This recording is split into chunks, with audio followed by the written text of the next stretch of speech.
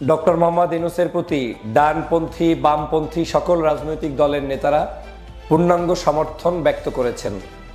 বাংলাদেশে এই প্রথম কোনো একজন অন্তর্বর্তীকালীন সরকার প্রধানকে বাংলাদেশের জনগণের পাশাপাশি সকল রাজনৈতিক দলের নেতাকর্মীরা তাকে পূর্ণাঙ্গ সমর্থন দিয়ে তারপরে দেশ পরিচালনা করার অনুরোধ জানিয়েছেন।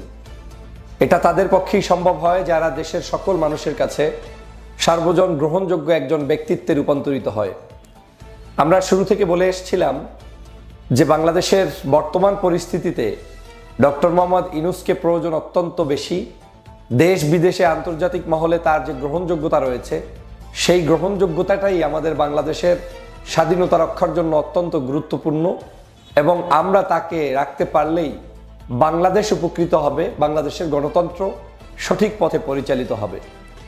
আপনারা জানেন যে সাম্প্রতিক সময়ে, এবং আমি বলবো সাম্প্রতিক সময়ে না, ডক্টর মোহাম্মদ ইউনূস সাহেব আওয়ামী লীগকে বাংলাদেশ থেকে বিতাড়িত করানোর পরে যখন ক্ষমতায় আসলেন বা দায়িত্বভার গ্রহণ করলেন, সেই থেকেই পার্শ্ববর্তী দেশ ভারত পরিকল্পনা নিয়ে মাঠে নেমেছে যে ডক্টর মোহাম্মদ ইউনূসকে যে কোনো মূল্যে বাংলাদেশের দায়িত্ব থেকে বিতাড়িত করতে হবে। কয়েক মাস তো অভিমান করে দেখাই করলেন না, ভাবখানা এমন যে আমরা মনে হয় তার কাছে গিয়ে পা চাটবো, দালালি করব। কিন্তু দেখা গিয়েছে পরক্ষণে আন্তর্জাতিক একটি অনুষ্ঠানে নরেন্দ্র মোদী এবং ডক্টর মোহাম্মদ ইউনূস পাশাপাশিই ছিলেন এবং তারা একে অপরের সাথে কুশল বিনিময় করছেন, এবং পরবর্তীতে নরেন্দ্র মোদীর সাথে আবার ডক্টর মোহাম্মদ ইউনূসের বিশেষ সাক্ষাৎ অনুষ্ঠিত হয়েছে।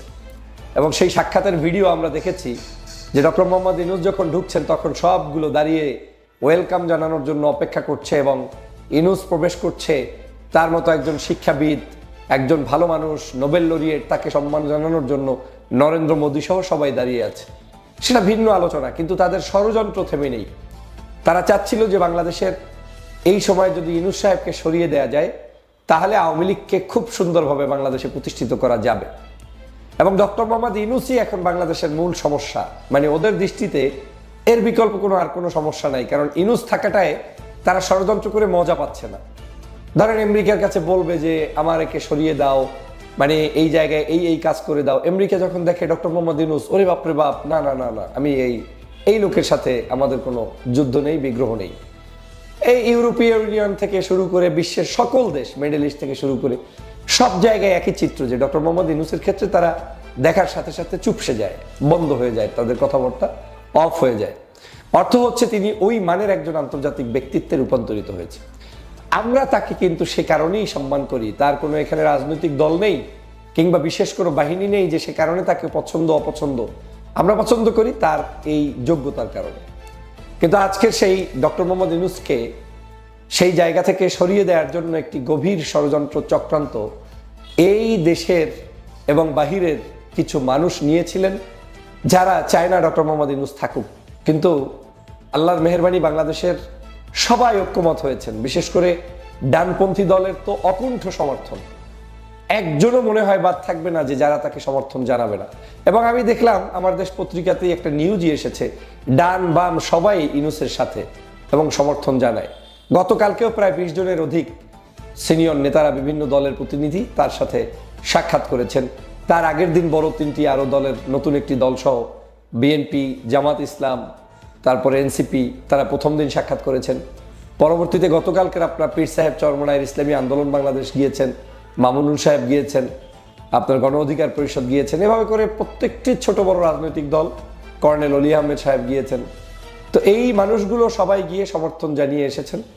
মাহমুদুর রহমান মান্না গিয়েছেন, আমি অনেকেরই নাম হয়তো এখানে, জোনায়েদ সাকি গিয়েছেন, এই মানুষগুলো সবার নাম হয়তো আমার এখন মনে নেই। তো সবাই কিন্তু কাকে সমর্থন জানিয়ে এসেছেন, কি জন্য সমর্থন জানিয়ে এসেছেন? সবাই বুঝতে সক্ষম হয়েছেন যে বাংলাদেশের প্রেক্ষাপটে ইউনূস সাহেবকে রাখলে আমাদের কল্যাণ বেশি। ডক্টর মোহাম্মদ ইউনূস আজকে দায়িত্বে থাকবে না থাকবে তাতে তার ভাঙা ঘর খালে পড়বে না।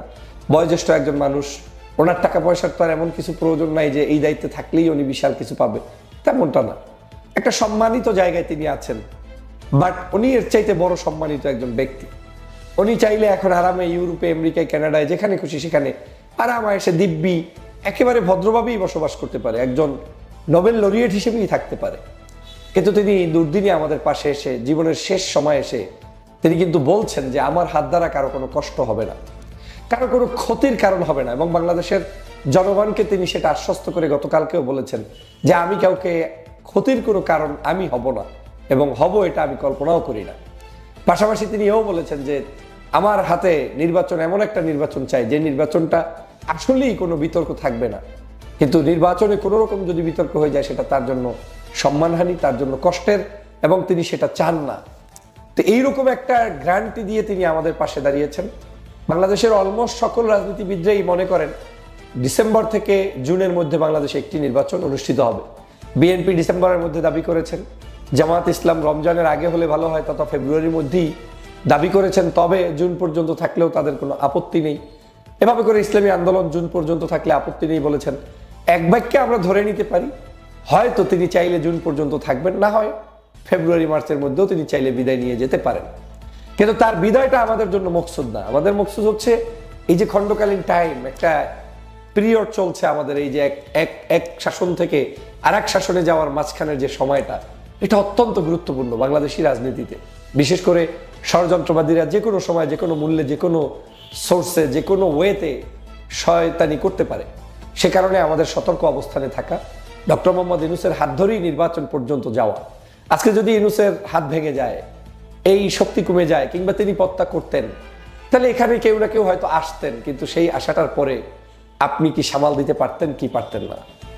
ইউনূস সাহেবের কাছে বাংলাদেশের সমগ্র নাগরিক এখন সমর্থন যেমন জানিয়েছে, পাশাপাশি রাজনৈতিক দল জানিয়েছে, আমার বিশ্বাস বলে বাংলাদেশের সকল বাহিনী সহ সবাই তাকে সমর্থন জানাচ্ছে। কিন্তু সবাই পরামর্শও দিচ্ছে, এটা দোষের কিছু না। যেমন সেনাবাহিনী পরামর্শ দিচ্ছে আপনারা ডিসেম্বরের মধ্যে নির্বাচন করলে ভালো হয়, কারণ তারা গোয়েন্দা বিভাগের বিভিন্ন তথ্য জানে।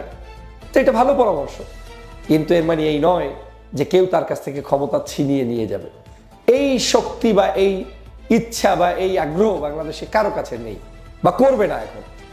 এটা একমাত্র বিশেষ উদ্দেশ্যে বিশেষ কোনো ব্যক্তিরা চাইলে, যারা ক্ষমতা লিপ্সু, আপনার ক্রাইসিসে নিজেকে নেতা করতে চান, এরকম অনেক সময় হতে পারে। আর একটা আছে ট্রুলিও অনেক সময় করতে হয়, যেমন দেশে অস্থিরতা, মানুষের মধ্যে সমস্যা, কেউ কাউকে মানে না, কোনো না কোনো কারণে কাউকে তো নেতৃত্ব দিতে হবে, তখন হয়তো কেউ পাওয়ার টেক ওভার করে। কিন্তু বাংলাদেশের পরিস্থিতিতে আমরা এখন যে পরিবেশ পদ্ধতির মধ্যে আছি, এটাই বেস্ট পদ্ধতি, এবং এই পদ্ধতিকে এগিয়ে নিয়ে যেতে হলে আমাদের এই সমর্থন অব্যাহত রাখতে হবে।